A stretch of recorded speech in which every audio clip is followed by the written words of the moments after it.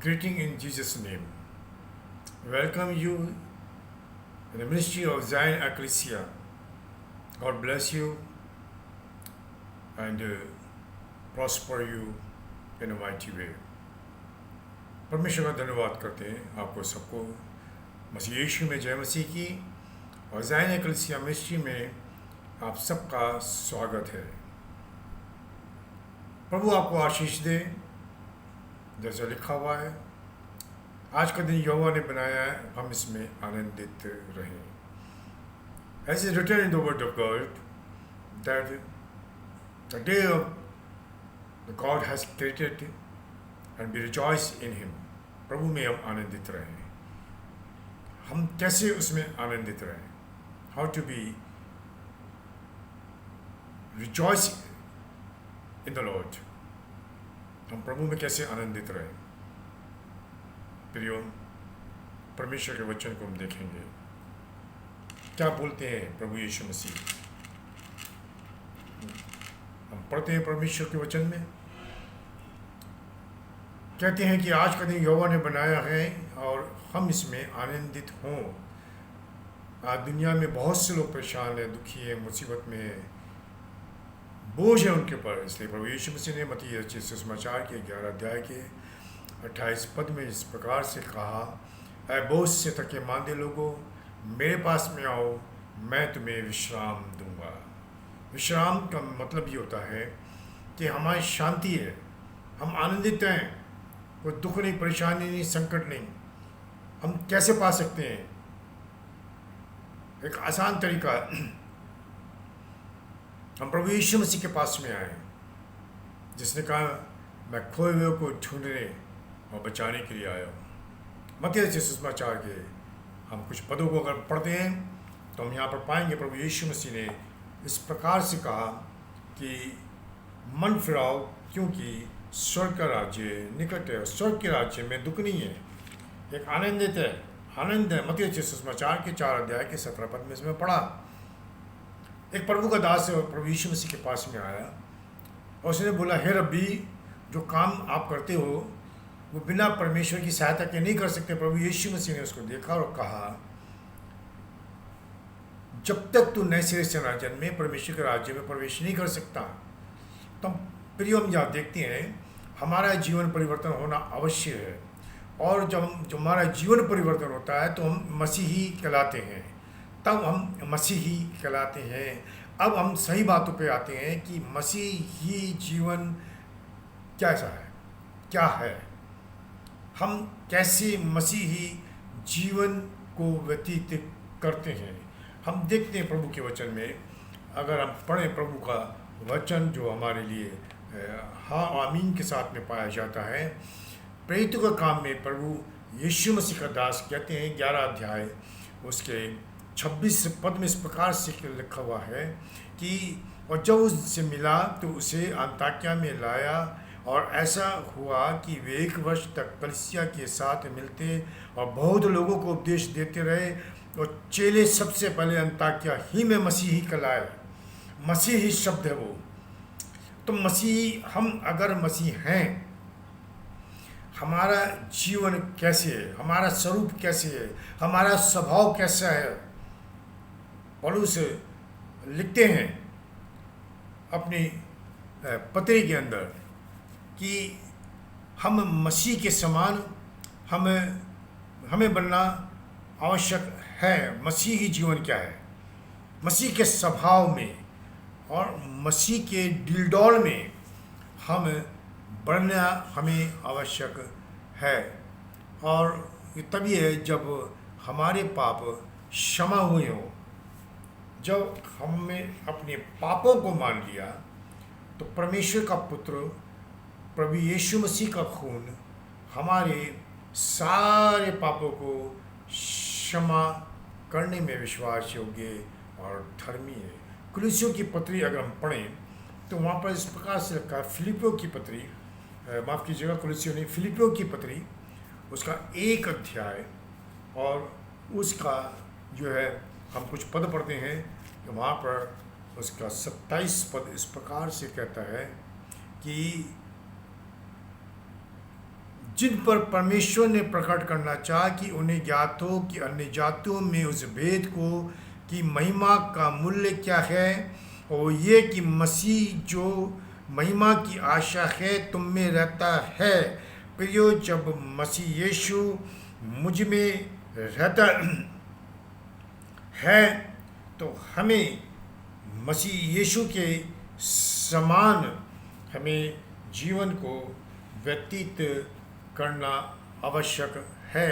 फिर से हम पढ़ते हैं फिलिपियों की पत्री के अंदर उसका 2 अध्याय उसके 5 पद में इस प्रकार से लिखा है। फिलिपियों की पत्री उसका 2 अध्याय उसका 5 पद इस प्रकार से लिखा है। उसमें जैसा मसीह यीशु का स्वभाव था वैसा ही तुम्हारा भी स्वभाव हो। हमारा स्वभाव कैसा है प्रियो? हमारा स्वभाव कैसा है? हमारा स्वभाव क्या प्रभु यीशु मसीह के समान है? हम प्रभु यीशु मसीह का स्वभाव अगर हम पढ़ें, हम देखेंगे परमेश्वर के वचनों में से, तो प्रभु यीशु मसीह के स्वभाव का वर्णन पतरस अपनी पत्री में इस प्रकार से लिखते हैं। पहला पतरस का 2 अध्याय का उसका मैं 21 पद से मैं पढ़ रहा हूँ। पहला पतरस 2 अध्याय 21 पद, और तुम इसी के लिए बुलाए भी गए हो क्योंकि मसीह भी तुम्हारे लिए दुख उठाकर तुम्हें एक आदर्श दे गया। एक आदर्श है। हमारा कोई आदर्श मनुष्य नहीं है, कोई मनुष्य नहीं है। परमेश्वर का वचन कहता है यिर्मयाह की पुस्तक में कि श्रापित है वो मनुष्य जो मनुष्य के पर भरोसा रखता है। आज लोगों ने मनुष्यों को अपना आदर्श बना लिया है। वो नहीं है मसीह जीवन, वो नहीं है। पर यीशु मसीह हमारा आदर्श है। वो हमें एक एग्जाम्पल रख कर के गया, आदर्श दे गया है कि तुम भी उसके पद चिन्हों पर चलें। हम किसके पद चिन्हों पर चल रहे हैं?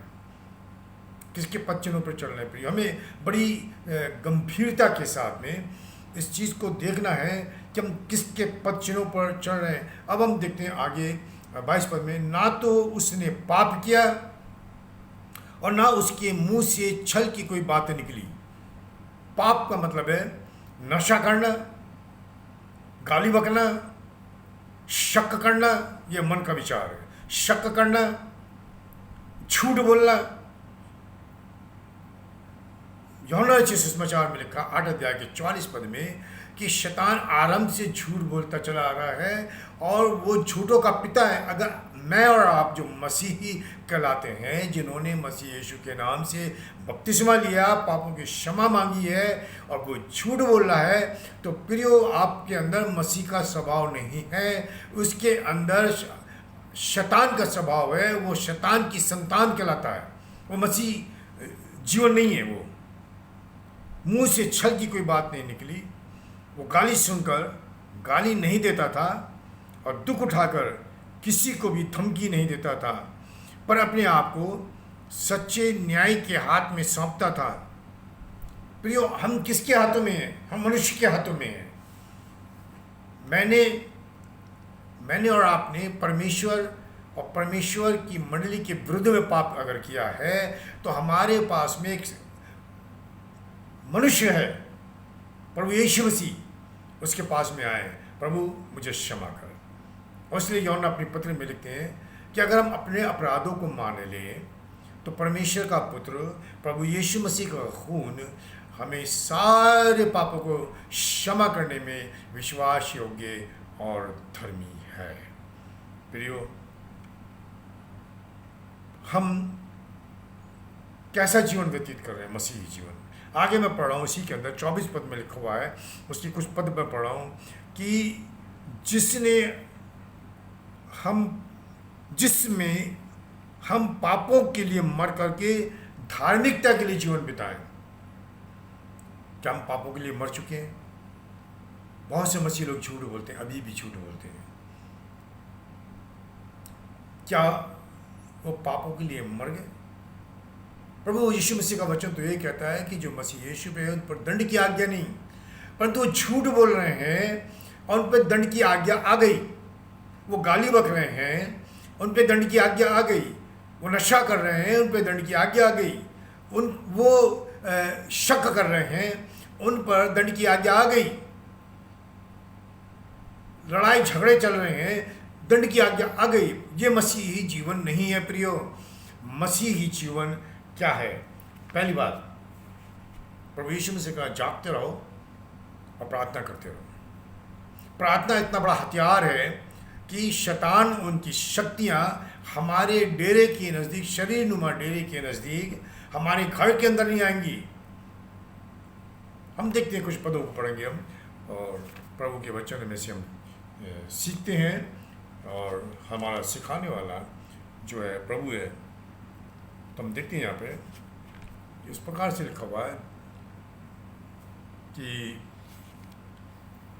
प्रभु का वचन जो है 2 कुरिन्थियों 6 अध्याय उसका 14 पद, अविश्वासियों के साथ असामान्य जुए में न जुटो, क्योंकि धार्मिकता और अधर्म का क्या मेल जोल। प्रिय, मसीह लोगों का जीवन नहीं है। हम अधार्मिकता के साथ में जुड़े हुए हैं। ज्योति और अंधकार की क्या संगति, मसीह का बलियाल के साथ क्या लगाव, विश्वासी के साथ अविश्वासी का क्या नाता, और मूर्तों के साथ परमेश्वर के मंदिर का क्या संबंध। प्रियो, हमारे मसीह जीवन में लिखा हुआ है। मसीह जीवन में पता क्या लिखा हुआ है?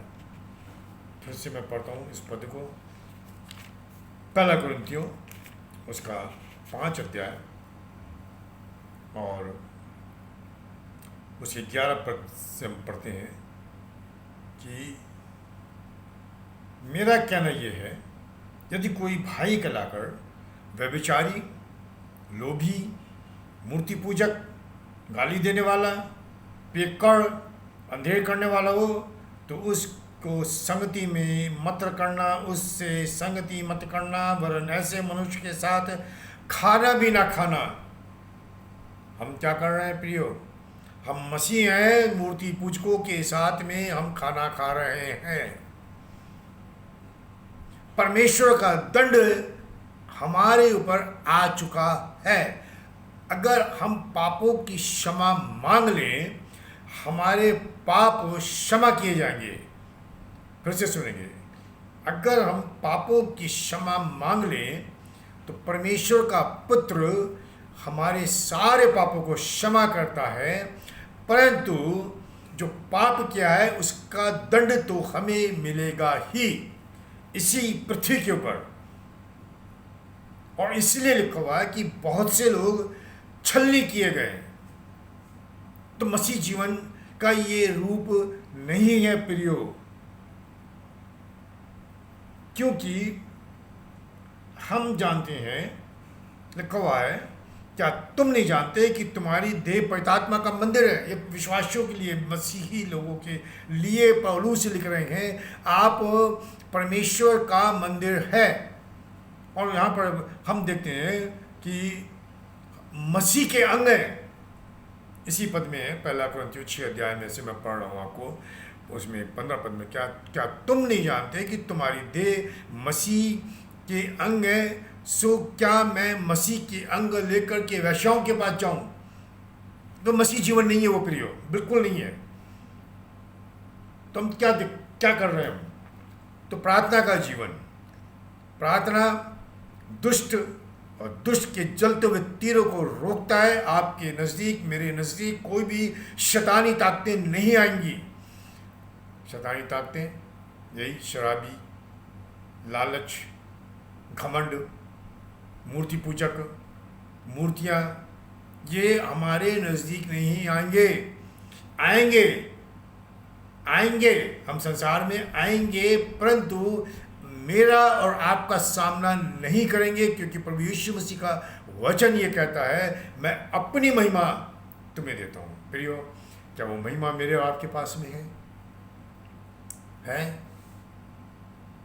क्या मेरे और आपके पास में वो महिमा है? हम देखते हैं प्रभु यीशु मसीह ने हमें संगति के लिए बुलाया है। हम मसीह तब कहलाते हैं जब हम प्रभु की संगति में रहते हैं। 2 कुरिन्थियों उसका 5 अध्याय, यहाँ पर लिखा हुआ है, 20 पद में, स्वयं मसीह के राजदूत हैं। हम स्वर्ग से भेजे हुए लोग हैं जो पृथ्वी के ऊपर राजदूत हैं प्रभु यीशु मसीह के, उन लोगों के लिए जो संसार में भटके हुए हैं, और प्रभु के सुसमाचार को उनको बताएं। सुसमाचार को बताने की बात छोड़िएगा प्रियो, बहुत से तो मूर्ति पूजकों के साथ रहते हैं, उनके साथ जाने के लिए तैयार हैं। परमेश्वर का वचन कहता है परमेश्वर के हाथों में पड़ना भयंकर बात है। हम वो काम ना करें। हम मसीह के राजदूत हैं। मानो परमेश्वर हमारे साथ हमारे द्वारा समझाता है। हम मसीह की ओर से निवेदन करते हैं कि परमेश्वर के साथ मेल मिलाप कर लो। और क्या होगा? मेल मिलाप करने से क्या होगा? हम उसमें होकर परमेश्वर की धार्मिकता बन जाए, अपनी नहीं, परमेश्वर की धार्मिकता। और परमेश्वर की धार्मिकता कहती है कि जीवन भर तेरे सामने कोई नहीं खड़ा रह सकता। हम देखते हैं मसीह जीवन को। ये दूसरी चीज़ है प्रार्थना का जीवन। ये है संगति। संगति में हम बढ़े, जिसके प्रभु यीशु मसीह के साथ संगति में। पहला यूहन्ना उसका 1 अध्याय में इस प्रकार से लिखा है 3 पद में कि हम मसीह यीशु के साथ उसकी संगति में पढ़ते चले जाएं। 3 पद पढ़ रहा हूँ मैं। जो कुछ हमने देखा और सुना है उसका समाचार तुम्हें भी देते हैं, इसलिए कि तुम भी हमारे साथ सहभागी हो। हमारी ये सहभागिता पिता के साथ उसके पुत्र यीशु मसीह के साथ है। अब आगे हम पढ़ते हैं कि यदि हम कहें उसके साथ हमारी सहभागिता है और फिर अंधकार में चले। अंधकार का मतलब हुआ गाली देना, नशा करना, शराब पीना और मारपीट करना, घर में लड़ाई झगड़े करना, शक करना और मूर्ति पूजकों के साथ में रहना, मूर्ति पे चढ़ा हुई चीज़ों को खाना। प्रभु का वचन कहता है तो हम क्या हैं? हम झूठे हैं। हम सत्य पर नहीं चलते। प्रभु यीशु मसीह ने कहा मार्ग सत्य जीवन में ही हूँ। हम उस सत्य पर नहीं चल रहे हैं। हम मसीह जीवन में नहीं चल रहे हैं। परंतु प्रभु का वचन हमसे ये कहता है कि यदि जैसा वो ज्योति में प्रभु यीशु मसीह का वर्णन कर रहे हैं, वैसे ही हम भी ज्योति में चले तो हम एक दूसरे, एक मसीह भाई बहन एक दूसरे से और प्रभु यीशु मसीह के साथ सहभागिता रखते हैं। और उसके पुत्र यीशु का लहू हमें सब पापों से शुद्ध करता है। हमने आज तक पश्चाताप ही नहीं किया प्रियो। हम बताते हैं अगर तो हंसते हैं वो लोग। ये मसीह लोगों की बात कर रहा है, मैं अन्य जातियों की बात नहीं कर रहा। मसीही लोगों को बताएं तो वो हंसते हैं, वो हमें बेवकूफ़ समझते हैं। परंतु प्रियो समय नज़दीक आ गया है, न्याय का दिन नज़दीक आ गया है।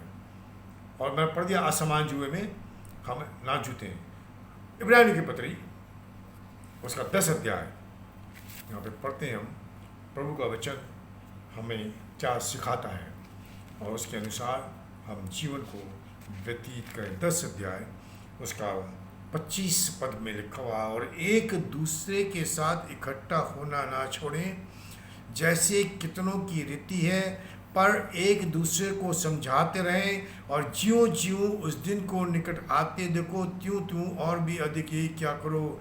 ये संगति है, एक दूसरे के साथ सहभागिता, प्रभु के वचनों के द्वारा, प्रार्थना के द्वारा, भजन और गीतों के द्वारा। प्रभु का वचन मुझसे और आपसे ये विनती करता है। प्रियो, हमारी संगति किसके साथ में है? अभी भी किसी अविश्वासी मूर्ति पूजक के साथ में है। उसको तोड़ दे, मान ले उस बात को मान ले।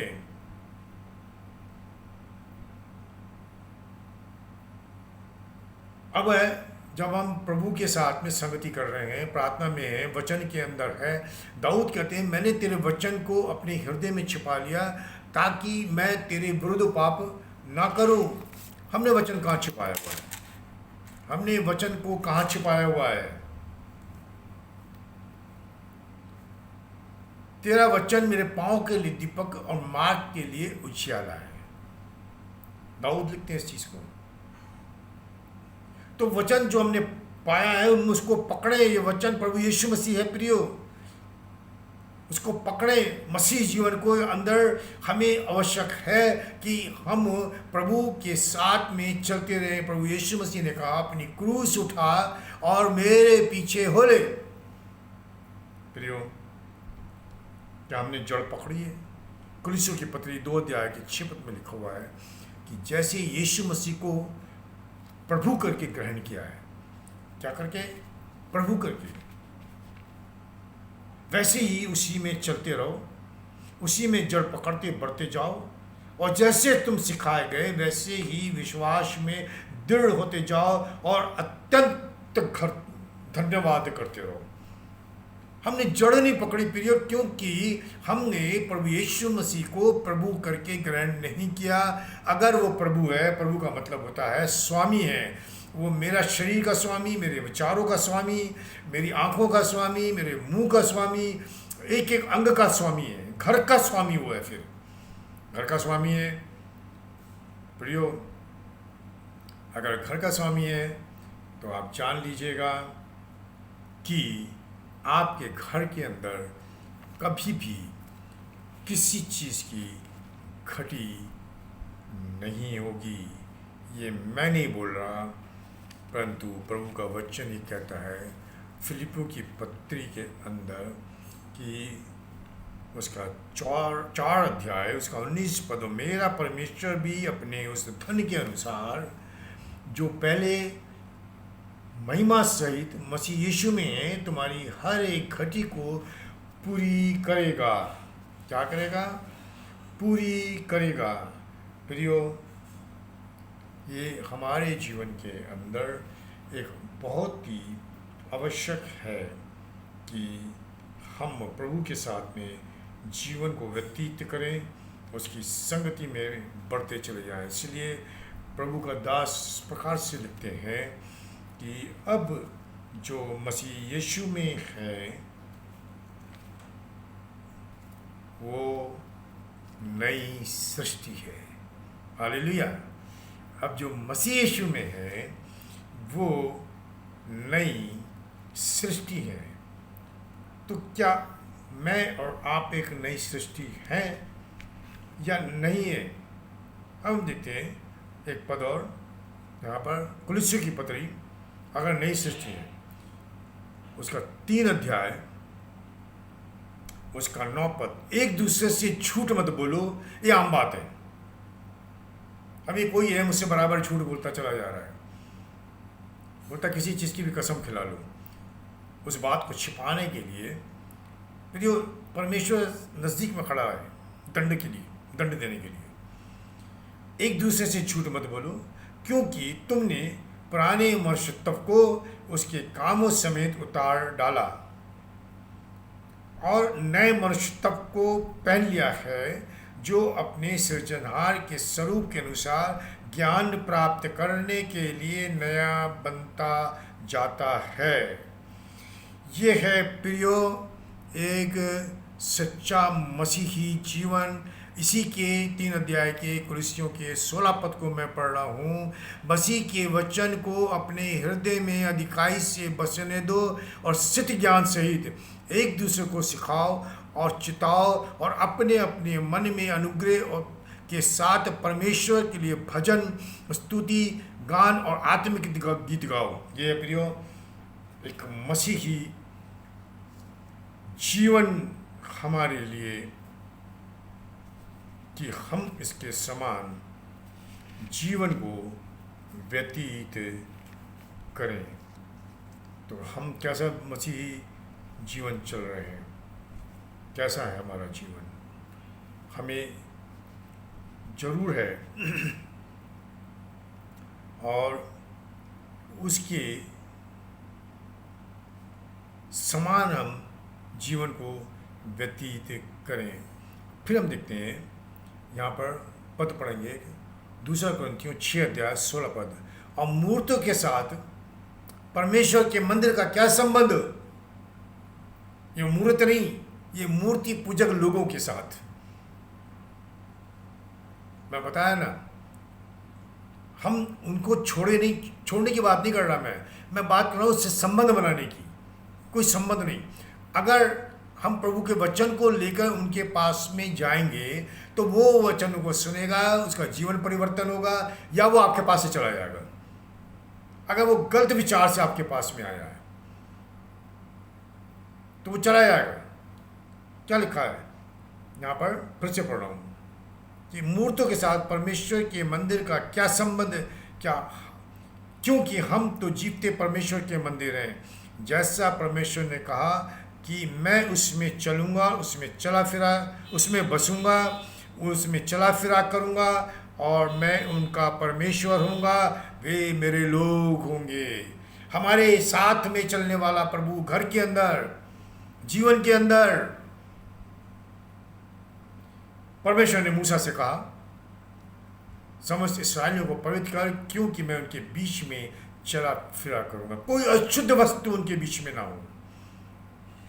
चला फिरा करूंगा, मैं उनका परमेश्वर होऊंगा और वे मेरे लोग होंगे। और आगे लगता है, इससे प्रभु कहता है कि उनके बीच में से निकलो और अलग रहो, अशुद्ध वस्तु को मत छुओ, तो मैं तुम्हें ग्रहण करूंगा। तब ग्रहण करेगा, अभी नहीं।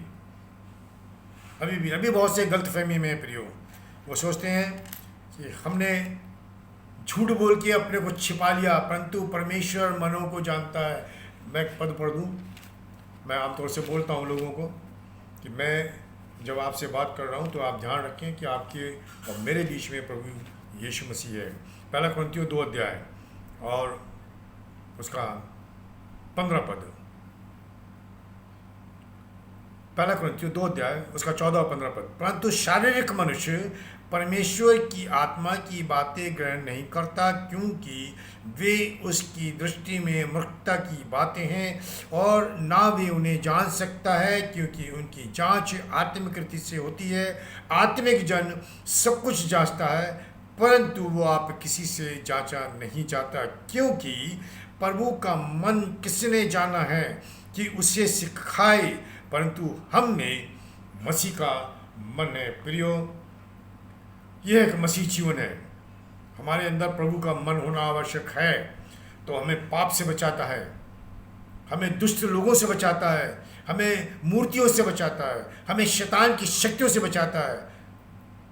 आज मसीही समाज, मसीही लोग जो अपने को कहते हैं शैतान के शिकंजे में, जकड़े में, इसलिए बोलता है प्रभु यीशु मसीह मत्ती रचित सुसमाचार के 26 पद के 41 पद में, 26 अध्याय के 41 पद में इस कहता है, जागते रहो और प्रार्थना करो कि परीक्षा में ना पड़ो।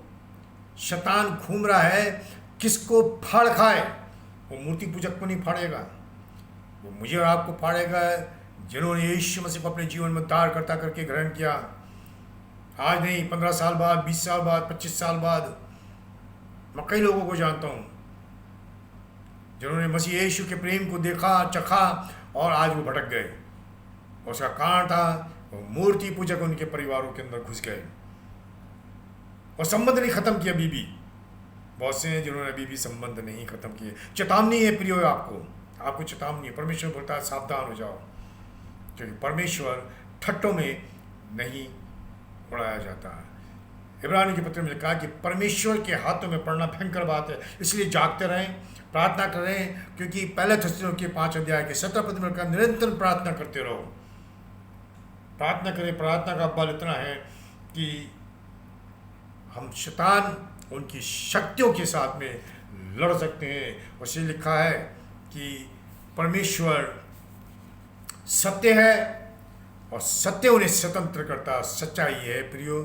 हम वचन में बने, संगति में बने, मंडली के अंदर, घर के अंदर प्रार्थना, खुद भी प्रार्थना करें, रात को नींद खुलती है, हम प्रार्थना करें, प्रभु मुझे परीक्षा से बचा। दुख मुसीबत संकट सब आएगा, परंतु धन्यवाद हो जाए प्रभु यीशु मसीह में मेरी और आपकी है। हालेलुया, प्रभु का धन्यवाद हो, धन्यवाद हो। प्रियो, मसीह जीवन को जिए हम कैसा, मैं कुछ उदाहरण दिया आपको, मसीह जीवन हमारा कैसा है, प्रार्थना का है, संसारिक है या प्रार्थना का है, वचन के अनुसार हम जीवन को व्यतीत कर रहे हैं या नहीं कर रहे हैं, मंडली से हम संगति कर रहे हैं या नहीं कर रहे हैं, बीमार है कोई बात नहीं, पास्टर को बुलाएं, प्रभु के दास को बुलाएं घर प्रार्थना के लिए। हम नहीं जा सकते, प्रभु के दास को बुलाएं प्रार्थना के लिए घर में। प्रभु का वचन कहता है कि पौलुस और शिष्य घर घर जाकर के भजन गीत गाते थे, प्रभु भोज करा करते थे, प्रभु भोज रोटी तोड़ते थे, खाने की बात नहीं है यहाँ पे, और मंडली उन्नति करती थी, लोग आनंदित थे। और लिखा हुआ है एक पद पढ़ के मैं बताता हूँ मैं आपको कि प्रेरितों के काम में से मैं पढ़ूंगा आपको। यहाँ पर इस प्रकार से लिखा है कि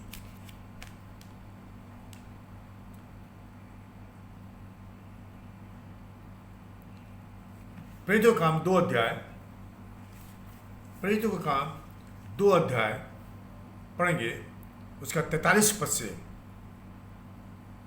43 से नहीं 42 पद से मैं पढ़ता हूँ आपके सामने।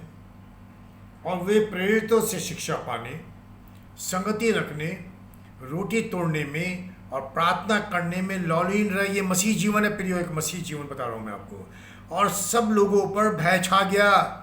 आज अन्य जाति के लोग, मूर्ति पूजक लोग हमारे ऊपर हंसते हैं,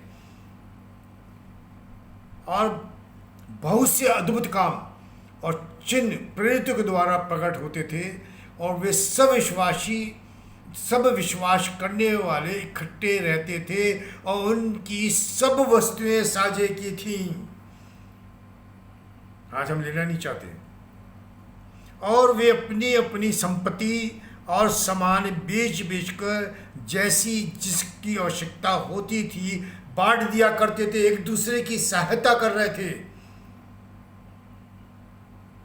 मुझे ज़रूरत है, मैं बहुत परेशान हूँ, मेरे पास में कोई आया, उसने बोला ये पैसा मैं आपको दूँ, मसीह भाई है या मसीह बहन है या वो प्रभु का दास है, मैं बोलता हूँ नहीं, वो किसी और को मदद कर दो। मैं परमेश्वर के दरवाजे को अपने घर के लिए बंद कर दिया, नहीं, वो आशीष प्रभु दे रहा हमको। इसलिए हम सहायता लें अपने मसीह भाई बहनों से, अपने मसीही भाई बहनों से। और लिखता है बांट दिया करते थे, वे प्रतिदिन एक मन होकर मंदिर में इकट्ठे होते थे और घर घर रोटी तोड़ते थे। ये खाना नहीं है, ये खाने की बात नहीं है प्रियो, रोटी तोड़ते थे, रोटी तोड़ते हुए आनंद और मन की सधाई से भोजन क्या करते थे, क्या करते थे। ये है प्रियो मसीह जीवन है ये, ठीक है। और इसमें मुझे और आपको आगे बढ़ना है। आइए हम प्रभु के अनुग्रह के शासन के सामने चलें और उससे कहें मुझे क्षमा कर। अगर हमारे अंदर अभी भी पाप है तो प्रभु से क्षमा मांग रहे हैं, प्रभु मुझे क्षमा कर।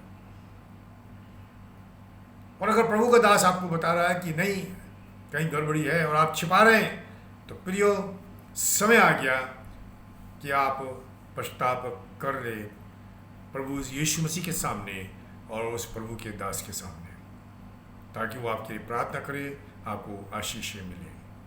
प्रभु का वचन पढ़े अगर हम तो मिलेगा आपको पुराने नियम के अंदर, निर्गमन में, नवव्यवस्था में, गिनती में आकर के मूसा के पास में उन्होंने अपने पापों का पश्चाताप किया। जरूरी है प्रभु के दास के पास जाके बोलना कि मैंने परमेश्वर और मंडली के विरुद्ध में गलत किया है। आप ये मत बताएं क्या पाप किया है, परंतु ये तो बोल सकते ना मैंने दृष्टि में परमेश्वर और मंडली की दृष्टि में अपराध किया है, मुझे क्षमा कर।